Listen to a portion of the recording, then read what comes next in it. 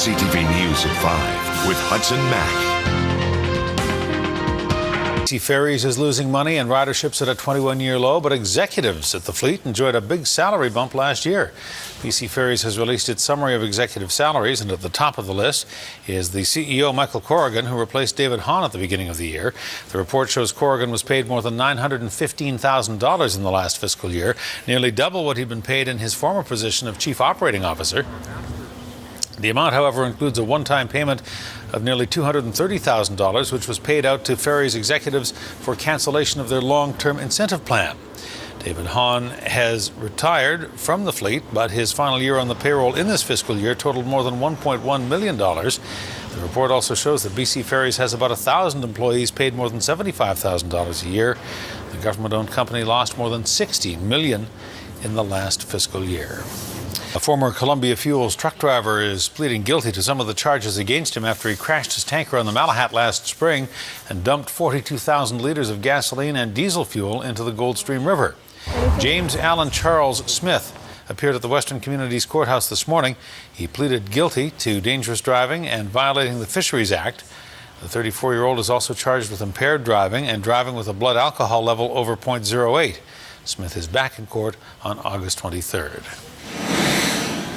A firebug was on the loose in Victoria and Saanich overnight, and police now have a suspect. There were 6 arsons, beginning with dumpsters set on fire at Market Square. A witness saw it, called police and gave a description, and that helped later with the arrest, but not before a trailer had been set on fire on Cook Street and a bus near Oakland's school, as well as a bale of garbage at the Hillside Zellers and a garbage can at the Shelburne Medical Clinic. Police arrested a 22-year-old Saanich man nearby on Shelburne and seized evidence. The man's in custody but has not yet been charged. Central Saanich police are asking for your help tonight. They're trying to find a Brentwood Bay man who's been missing for nearly a week. 58-year-old Bruce Shepard is 5'10", 160 pounds, with brown eyes and short brown hair, believed to be driving a Jeep like the one on your screen, a white 1998 YJ with BC license plate 196ALN. Shepard has not been seen or heard from since June 22nd. The disappearance is out of character. If you spot Bruce Shepard or see his Jeep, you're asked to contact Central Saanich Police. Victoria investigators now know what kind of vehicle they're looking for in that attempted child abduction yesterday morning. Police say a man tried to lure a 10-year-old girl who was walking to George J. Elementary School at about 9 o'clock. The man asked her for help, then asked her to accompany him in his van, parked across the street. She ran away and got to safety. The man's described as a Caucasian with a white beard and blonde hair in a ponytail. Police say the van is an older model, light in color, with black writing or graffiti on the passenger side. We're really hoping that the public can help us out and find that vehicle. What it looks like it is right now is a white or light colored van that has some graffiti, maybe in black marker, on the passenger side door, and also some damage on the back by the license plate. Those are very key markers, and we're really hoping somebody has noticed that. We can get us some sort of information on it. Police say the man was also wearing glasses. They say he's likely a smoker. If you know anything about the case or have any information, you're asked to call the Vic PD tip line or Crime Stoppers. Well, the City of Victoria has now received the pricing proposals from the 3 companies that want to build the new Johnson Street Bridge. Council was briefed by city staff and consultants on the submissions today, but what's in those proposals remains under wraps at City Hall until Council makes a final decision. The next step is for bidders to prepare their formal proposals for construction of the new bridge and demolition of the current one. The 3 companies that want the job are PCL Constructors, Peter Kiewit Infrastructure, and WCC Construction. The city's budget for the bridge is $92.8 million. The fixed price proposals are expected by the end of the summer, with construction to begin later this year. 2 people were pulled out of the Fraser River this morning after a tugboat flipped. There were 2 tugs that were maneuvering a barge through the fast-flowing Fraser near the Patella Bridge when one of the boats capsized. Witnesses say the tugboat slammed into a pillar and sank.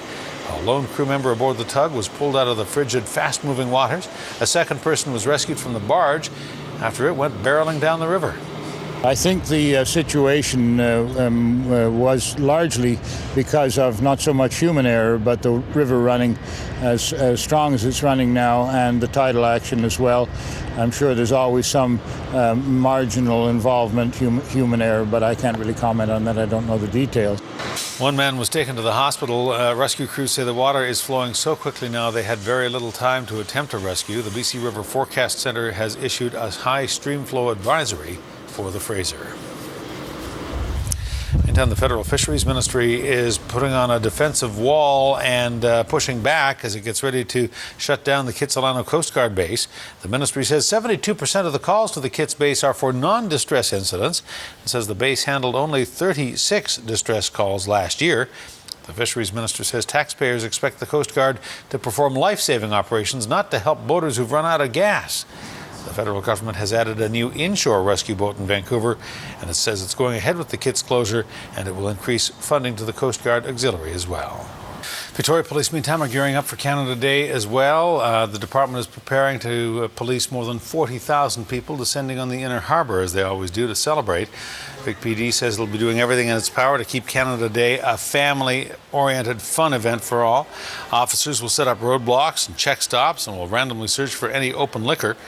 Police say they are turning to social media this year as well to help keep things under control. If you see something that the police should be aware of, just hashtag VicPDHelps on Twitter. Canada Day only is going to be the creation of VicPDHelps. And what that hashtag is there for is for anybody who needs help.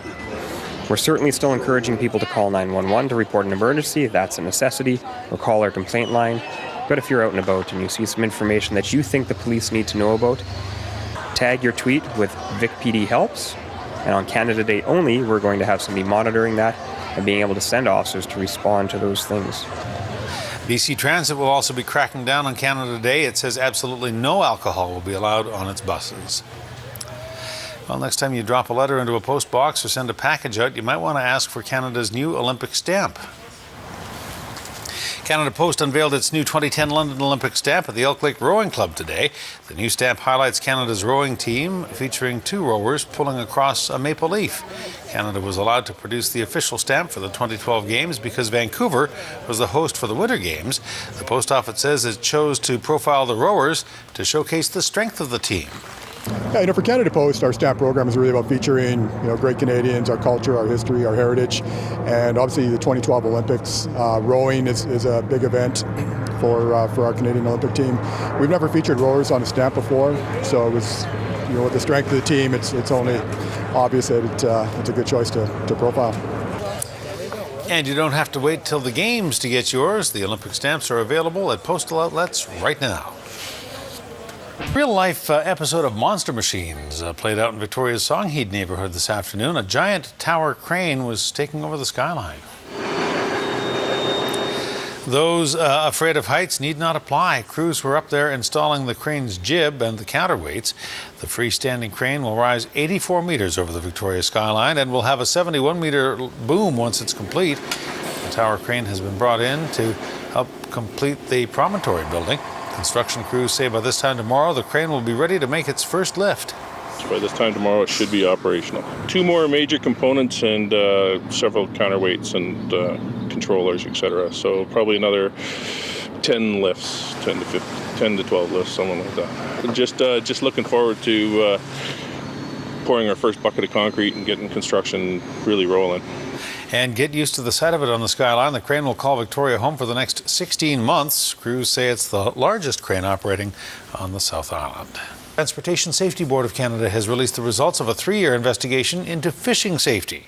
And if you didn't know it already, commercial fishing can be deadly work. The board says the industry was averaging 1 death a month when it began looking into the issue in 2009. The report identifies 10 key areas for immediate improvement, including safe work practices and making them routine, using proper life-saving devices, and managing fatigue. The board says most marine deaths involving fishing vessels shows that more needs to be done to protect Canada's fishermen. First Nations on Vancouver Island and BC Hydro are marking a major milestone. Hydro is signing an impact agreement with the Cape Mudge and Campbell River bands for the proposed John Hart Generating Station replacement project. The agreement will provide First Nations with training and with educational funding, along with the opportunity to be involved in Hydro's watershed activities. The First Nations will be directly involved in the preservation and improvement of salmon stocks. Hydro is pumping about $1 billion into the John Hart facility to ensure that it continues to deliver value for years to come. Habitat for Humanity in Nanaimo is getting a major boost while encouraging others to go green. The Mid-Island chapter is receiving a donation of $20,000 as part of the Habitat for Humanity Home Depot partnership. The money will go towards building eco-friendly materials or buying them at least, to build 2 new homes in Nanaimo for low-income houses. Organizers say they want to lead the green way and set an example for others.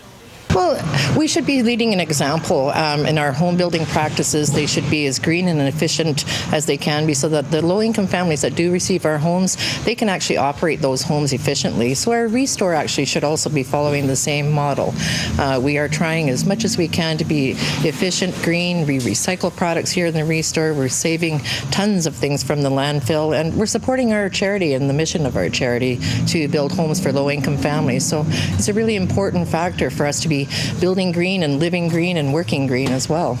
The Mid-Island Habitat for Humanity says its goal is to build 20 more eco-friendly homes by the time 2020 rolls around. Well, recess time is about to get a whole lot more fun for students in the elementary schools in the Harbour City. At least it will be when school resumes in the fall. A new playground is being installed at Chase River Elementary, and major upgrades are being made to the Georgia Avenue Elementary School sandbox. The province is providing $50,000 to replace the Chase River playground, $25,000 funding for Georgia Avenue to install new equipment. The new parks are part of an $8 million commitment that the government made to improve playgrounds last fall. Those 2 schools were chosen, by the way, because some of the equipment was more than 100 years old. The school district says the new parks will encourage growth. Playgrounds give kids, today's playgrounds are places for kids' imaginations, all sorts of physical activity, climbing, just lots of good things for kids in playgrounds. They learn how to play together, and they're getting healthy exercise at the same time. Definitely do have a list of priority playgrounds in the district, and so we're certainly hopeful that over future years, the months to come, the ministry will be making more funding available for playgrounds. It's always welcome.